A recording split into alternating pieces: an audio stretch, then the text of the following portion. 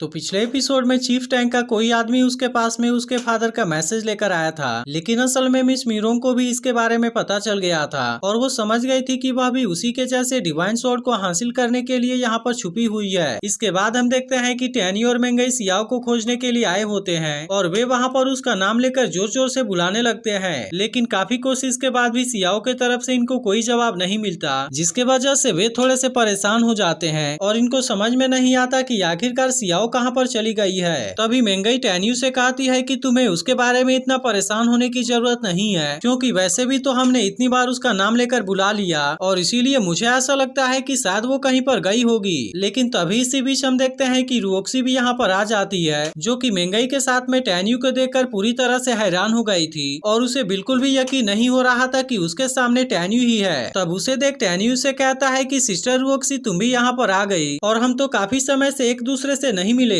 जिसके बाद हम देखते हैं कि इस बात से रुओक्सी और भी ज्यादा हैरान हो जाती है और फिर वो टैन्यू से कहती है कि यह तो सच में तुम ही हो। अब इसको अपने सामने जिंदा देखकर बहुत ज्यादा खुश हो जाती है और फिर उससे कहती है कि यह तो बहुत ही अच्छा है। लेकिन फिर इसी के बाद हम देखते हैं कि अचानक से वो थोड़ी सी उदास हो जाती है और फिर टैन्यू से कहती है कि अगर सियाओ को भी तुम्हारे आने के बारे में पता चला तब इसके बारे में जानकर वह भी काफी खुश हो जाएगी। इसके बाद वो इनसे बताती है कि सियाओ को अभी उसके मास्टर ने बुलाया था, इसीलिए अगर तुम चाहो तो मेरे जगह पर जाकर कुछ समय के लिए वेट कर लो और तब तक मैं सियाओ को खोजकर उसे अपने साथ में लेकर वहाँ पर आती हूँ। जिसके बाद हम देखते हैं कि इसके बारे में सुनकर टैन्यू भी इसके लिए मान गया था और फिर वो इसके लिए रुओक्सी को थैंक यू बोलकर यहाँ से जाने लगता है। लेकिन अभी भी हम देखते हैं कि टैन्यू को लेकर रुओक्सी के मन में बहुत सारे सवाल होते हैं, इसीलिए वो उससे पूछने लगती है कि आखिरकार तुम इटर्नल लैंड में सर्वाइव कैसे कर पाए और सबसे जरूरी बात यह है कि तुम वापस कब आए। तब इस पर टैन्यू से कहता है कि वहाँ पर ऐसा स्पेशल कुछ नहीं हुआ था, बल्कि मैंने ट्रायल के लास्ट में अपने छुपने के लिए एक जगह को खोज लिया था। वहीं दूसरी तरफ हम देखते हैं कि सियाओ की मास्टर मिस मीरोंग ने उसे अपने पास में किसी चीज के बारे में बात करने के लिए बुलाया होता है और फिर वो सियाओ से कहती है कि मैंने कुछ समय पहले तुमसे किसी चीज के बारे में बात किया था और अब इसीलिए मैं जानना चाहती हूँ कि आखिरकार तुमने इसके बारे में क्या सोचा। लेकिन हम देखते हैं कि सियाओ ऐसे ही इसके बात की वजह से परेशान लग रही होती है और फिर वो मिस मीरोंग से कहती है मुझे पता है कि आप यह सब केवल मेरे भलाई के लिए कर रही हैं, लेकिन फिर भी बात ऐसी है कि मैं आपके ब्रदर के साथ में शादी करने के लिए एग्री नहीं हो सकती।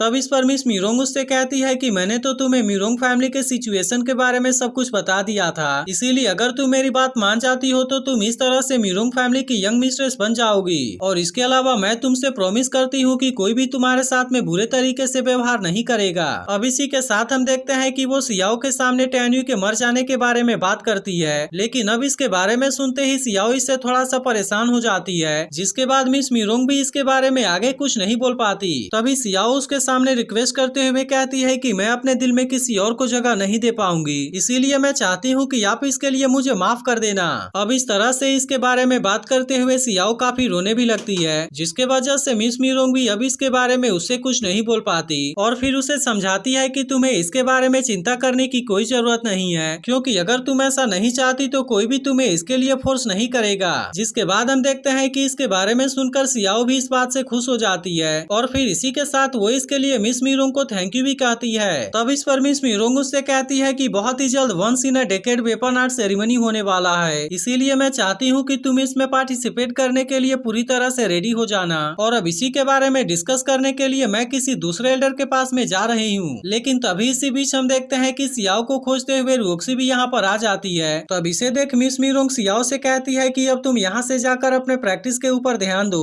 और मैं चाहती हूँ कि तुम आने वाले सेरेमनी के बारे में मत भूलना। फिर वो रुओक्सी से पूछती है कि क्या तुम यहाँ पर मुझसे बात करने के लिए आई हो। तब इस पर रुओक्सी उसे बताती है कि मैं यहाँ पर सियाओ से मिलने के लिए आई हूँ, क्योंकि मुझे उसके साथ में किसी चीज के बारे में बात करनी है। जिसके बाद हम देखते हैं कि मिस मीरोंग भी इसके लिए मान गई थी और फिर वो यहाँ से एल्डर के साथ में बात करने के लिए चली जाती है। इसके बाद हम देखते हैं कि रुओक्सी सियाओ को टैन्यू के बारे में सब कुछ बता देती है, लेकिन वहीं दूसरी तरफ हम देखते हैं कि मिस मीरोंग ने भी इसके बारे में सुन लिया था और जब उसे पता चलता है कि टैन्यू अभी जिंदा है तो वह भी इस बात से थोड़ी सी हैरान हो जाती है। वहीं दूसरी तरफ हम देखते हैं कि मेंगई और टैन्यू रुओक्सी के रूम पर उनके आने का इंतजार कर रहे थे, जहाँ पर कुछ देर में रुओक्सी भी सियाओ को अपने साथ लेकर चली आती है। लेकिन अब टैन्यू को अपने सामने देखते ही सियाओ इस बात से काफी इमोशनल हो गई थी और फिर वो तुरंत उसके पास जाकर उसके गले से लगकर रोने लगती है। फिर वो उससे कहने लगती है मुझे तो ऐसा लगा था कि मैं फिर से कभी तुमसे नहीं मिल पाऊंगी। और अब ऐसी बात करते हुए वो और भी ज्यादा रोने लगती है। लेकिन अब इसी के साथ हम देखते हैं कि बाकी लोगों को भी टेन्यू के आने के बारे में पता चल गया था और इसीलिए वे सभी भी तुरंत उससे मिलने के लिए यहाँ पर आ जाते हैं। इसके बाद हुआंगफू टेन्यू से कहता है, मुझे नहीं पता कि तुम यहाँ पर कैसे सिचुएशन में पहुँचे हो, लेकिन अगर तुमने इतने समय तक एटर्नल लैंड में सर्वाइव कर लिया है तो इसका सीधा मतलब है कि तुम पहले से बहुत ज्यादा पावरफुल हो चुके होगे। तभी इसी बीच हम देखते हैं कि जियान भी टेन्यू से मिलने के लिए यहाँ पर आ जाती है और वो उसे देखते ही एक्साइटेड होकर उसे अपने गले से लगा लेती है। इसके बाद वो उससे कहती है, शायद तुम्हें पता नहीं होगा कि मुझे तुम्हारे बारे में कितनी चिंता हो रही थी और इसीलिए मैं जानना चाहती हूँ कि क्या तुम्हें भी वहाँ पर मेरे बारे में इतनी चिंता हो रही थी। तब इस पर टेन्यू से कहता है कि मैं भी वहाँ पर तुम्हारे बारे में हर समय सोच रहा था। लेकिन इस पर जियान उससे कहती है, मुझे पता है कि ऐसा कुछ भी नहीं है और यह सब तो तुम मुझे केवल बेवकूफ बनाने के लिए बोल रहे हो। इसके बाद हम देखते हैं कि जियान बड़े प्यार से मेंगई के पास में आकर खड़ी हो जाती है। तभी हुआंगफू टेन्यू से कहता है कि जब तुम यहाँ पर नहीं थे तो सभी तुम्हारे बारे में सोचकर बहुत ज्यादा परेशान हो रहे थे। तब इस पर टेन्यू इनसे कहता है कि मेरे बारे में इतनी चिंता करने के लिए तुम सभी को थैंक यू। लेकिन इसके बाद वो इनसे कहता है कि अब तुम्हें इसके बारे में परेशान होने की जरूरत नहीं है और अब तो मैं तुमसे यही चाहता हूँ कि तुम केवल सिनिए का अच्छे से ध्यान रखना।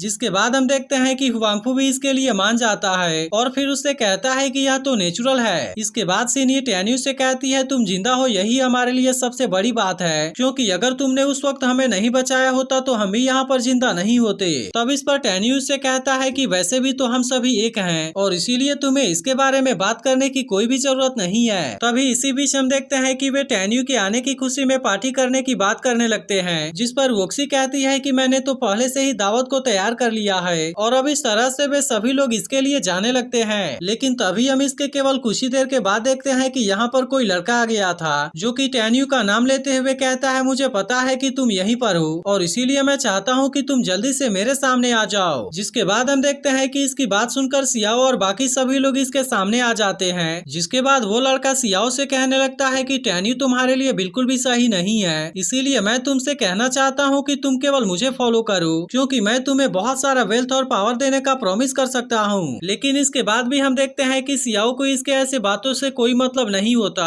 और इसीलिए मुझे ऐसा नहीं लगता कि वो इसकी बात मानने के लिए रेडी होगी। अब इसी के साथ ये एपिसोड यहीं पर एंड हो जाता है। तो अगर एक्सप्लेनेशन अच्छी लगी हो तो इस वीडियो को लाइक जरूर कर देना और अगर आपने इसके पिछले एपिसोड को मिस कर दिया हो तो लेफ्ट वाली वीडियो जरूर देख लेना।